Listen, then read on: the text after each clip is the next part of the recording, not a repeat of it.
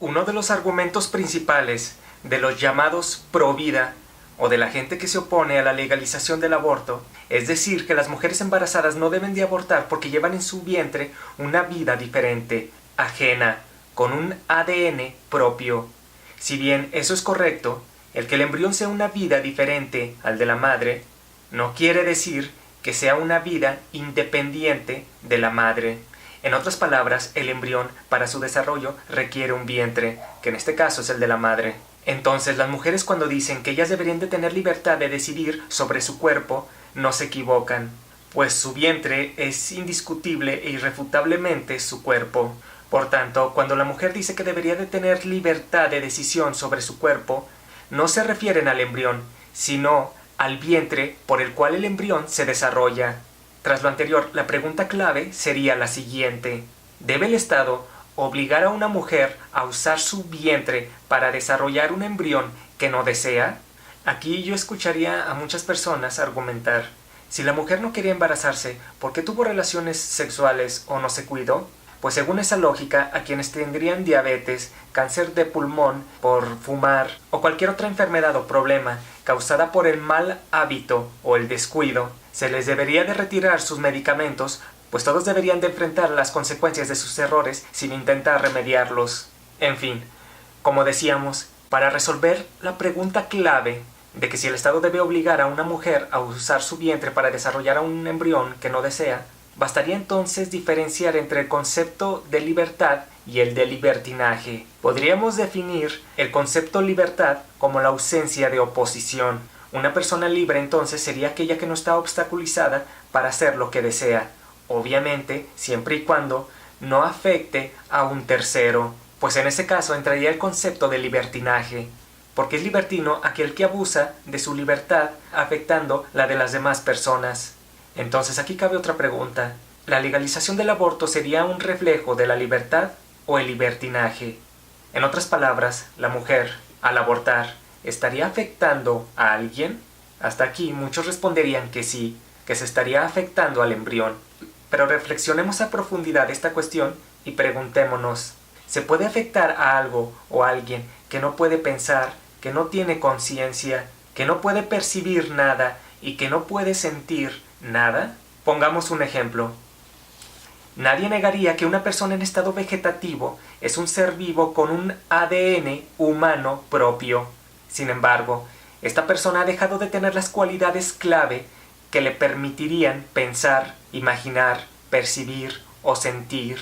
Entonces, ¿cómo podrías perjudicarlo si no tiene percepción de absolutamente nada? La respuesta es de que no puedes perjudicar algo que no sea sensible. Por ejemplo, en el caso de la persona en estado vegetativo, si tú piensas que la estarías perjudicando desconectándola de la máquina que la mantiene viva, no podrías afectarla, puesto que no percibe, ni siente, ni concibe nada. En ese caso, a quien estarías perjudicando sería a la familia, porque ellos son los interesados directos en mantener o no con vida a su familiar. De igual forma, si la familia de la persona en estado vegetativo decidiera desconectarla, no por ello se les va a llamar asesinos, aunque técnicamente hayan decidido terminar con la vida de su familiar. Pero el que no los pueda llamar asesinos se debe a que una persona o un ser vivo, sin las cualidades que ya hemos mencionado, no puede ser afectada de ningún modo. Pues resulta que lo mismo ocurre en el caso del embrión. Tú no puedes dañar a algo que no concibe, que no siente o que no percibe. Si tú propicias un aborto, supongamos, a quien estarías perjudicando sería a la madre, a la persona directamente interesada en concebir. En otras palabras, a quien estarías afectando sería a la persona que poseería las cualidades o características clave ya mencionadas. Ahora, si la mujer quiere abortar, no se le puede llamar asesina, pues no podemos comparar cuando alguien mata a una persona que posee las cualidades clave que ya mencionamos con alguien que detiene el proceso de desarrollo de un embrión sin dichas cualidades. Ahora, muchos considerarían inoportuno e injusto comparar a un embrión con una persona en estado vegetativo solo porque no poseen las cualidades clave. Y eso porque una persona en estado vegetativo no volverá a poseer dichas cualidades, no recuperará su sensación, su percepción o su conciencia. En cambio, un embrión está próximo a desarrollarlas.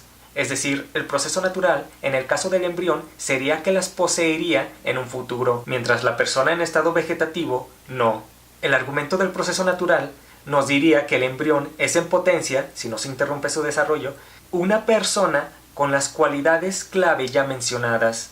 Entonces, ¿es el argumento del proceso natural suficiente para impedir la legalización del aborto?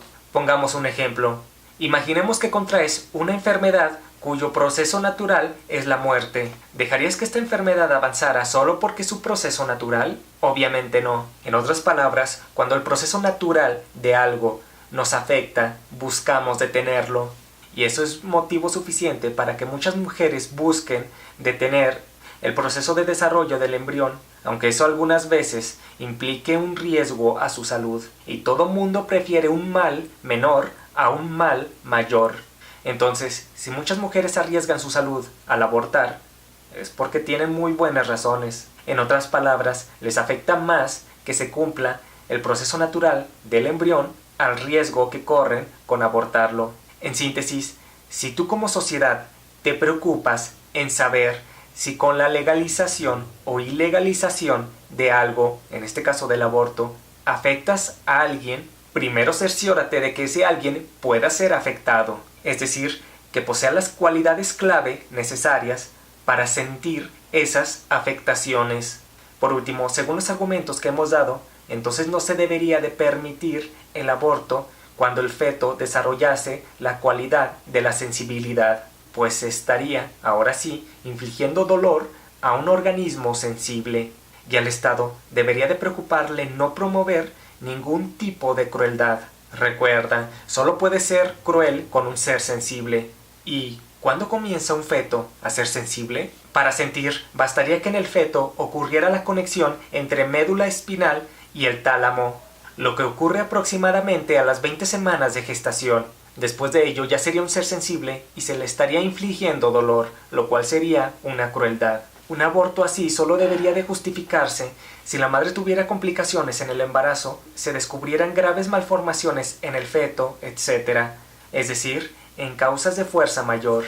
Por ello, también es importante hacer saber a las mujeres que buscan abortar que mientras más rápido lo hagan, menos se corre el riesgo de afectar a un ser sensible. Para ello, también se requiere que la sociedad no presione o condene la voluntad de decisión de una mujer, pues muchas veces estas presiones le hacen adoptar una desidia o padecer un conflicto emocional, una forma psicológica de orillarlas a hacer algo que no desean. Y es que lamentablemente, a veces una parte de la sociedad se empeña en creer que la mujer está solo para concebir. Y si la decisión de una mujer se contrapone a esta creencia social, ésta se encargará de vituperarla o impedir su voluntad con respecto a la interrupción del embarazo, alegando que debe de ser algo prohibido. Incluso una gran parte de esas personas que conforman este tipo de sociedades son mujeres, las cuales adoptaron la finalidad que este tipo de sociedades les exigía, a saber, que la meta de las mujeres debe ser la de concebir. Incluso frases coloquiales, simples, como las que dicen que la mujer que no tiene hijos se quedará a vestir santos, etc., nos hacen ver que hay sociedades que no ven con buenos ojos a las mujeres que tienen otras metas que no son precisamente las de procrear.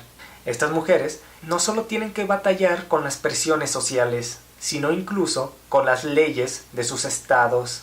Y muchas mujeres que luchan por la legalización del aborto tal vez nunca lleguen a usar esas prácticas, pero luchan porque la conquista de la legalización del aborto es sin duda una lucha por las libertades de la mujer.